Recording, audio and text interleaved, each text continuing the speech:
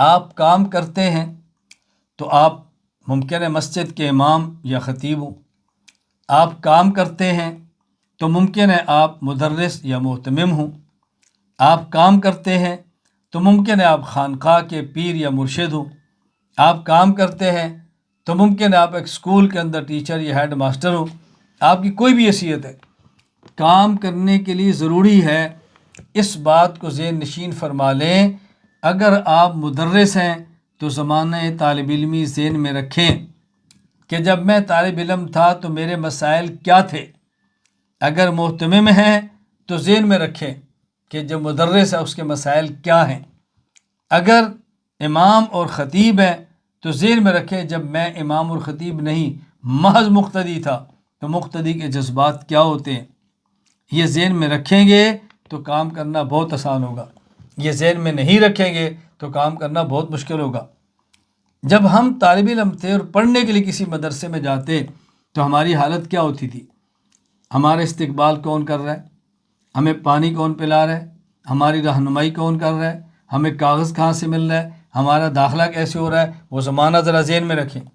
آج اگر مہتمم ہیں تو پھر آنے والے طالب علم کو سنبھالیں، مدرسے سے آئے تو اس کے استقبال کریں، اس کو قبول کریں، اس کے کھانے کا اہتمام کریں، اس کے پانی کا اہتمام کریں۔ میں بحمد اللہ تعالی اپنے ہاں مرکز اہل سنت والجماعت میں اس کا اہتمام کرتا ہوں اور اساتذہ کرام کی خدمت میں دست بدستہ ہاتھ باندھ کر یہ عرض کرتا ہوں کہ دیکھیں جن دنوں میں طلباء کے داخلے ہیں، ہمارے یہاں 11 سے 15 شوال داخلہ ہوتا ہے، 16 شوال کو سبق شروع ہوتا ہے۔ جن دنوں میں داخلے ہیں رات کھانا پکا کے رکھ دیں، بے شک دال بنائیں، بے شک عام سالن بنائیں اور روٹی بنائیں۔ رات 3 بجے بھی طالب علم آئے وہ دروازے پہ دستک دے، دروازہ کھولیں، گرمی ہے تو اس کو ٹھنڈا پانی پلائیں، اگر اس کو چائے پینی ہے تو چائے پلائیں، کھانا کھانا ہے تو اس کو کھانا کھلائیں، اس کے بعد آرام کرائیں، اشراق کے بعد اس کو دفتر چھوڑیں، پھر داخلہ اور اس کو کمرے تک چھوڑیں تاکہ آنے والے طالب علم کو تکلیف نہ ہو۔ جب ہم طالب علم تھے تو ہمارے مسائل تھے، اگر طالب علم آئے اس کا داخلہ ہوا یا نہیں ہوا، فارم ملا یا نہیں ملا، کھانا اس کا فوراً شروع کر دو۔ کیوں؟ جو طالب علم پڑھنے کے لیے آ گیا، کھانا اس کا حق ہے۔ اس کی انتظار نہ کرو کہ مدرسے میں داخل ہوگا تو ہم کھانا کھلائیں گے، داخلہ نہیں ملے گا تو کھانا نہیں کھلائیں گے۔ بھائی ہمارا مہمان ہے، وہ ہمارے پاس آیا ہے، اس کا والد چھوڑنے کے لیے اس کو بھی کھانا کھلاؤ، اس کا بھائی آیا اس کو بھی کھانا کھلاؤ، کوئی اس کا ماموں چچا رشتہ دار اس کو بھی کھلاؤ، طالب علم کو بھی کھلاؤ، آنے والے کو بھی کھلاؤ۔ گرمی ہے ٹھنڈا پانی دو، سردی ہے اس کو چائے پلاؤ، ان کا انتظام کرو، وہ ہمارے مہمان ہیں۔ اور یہ جو ہم طلباء کرام کے بارے میں کہتے ہیں، یہ اللہ کے رسول صلی اللہ علیہ وسلم کے مہمان ہیں۔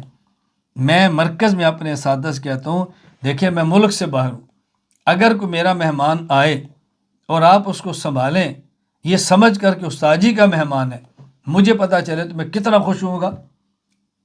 تو جب اللہ اور اللہ کے رسول صلی اللہ علیہ وسلم کے مہمان کو سنبھالیں گے اس بنیاد پر اللہ اور اللہ کے رسول کا مہمان ہے، بتاؤ اللہ کے رسول کتنے خوش ہوں گے۔ میرے مہمان کو آپ نے نہ سنبھالا، آپ نے اس کی تذلیل کی، بے کرامی کی، مجھے پتہ چلا مجھے کتنا دکھ ہوگا۔ تو جب اللہ کے رسول صلی اللہ علیہ وسلم کے مہمان طالب علم کا اکرام نہیں کریں گے، اللہ کتنے ناراض ہوں گے، اللہ کے رسول کتنے ناراض ہوں گے۔ کیا ہم طالب علم کو اللہ کے رسول صلی اللہ علیہ وسلم کے مہمان صرف سالانہ جلسے پر کہتے ہیں، لوگوں سے معاونت کے لیے، اموال کے لیے، چندے کے لیے؟ یہ مجھے اور آپ کو غور کرنا ہے۔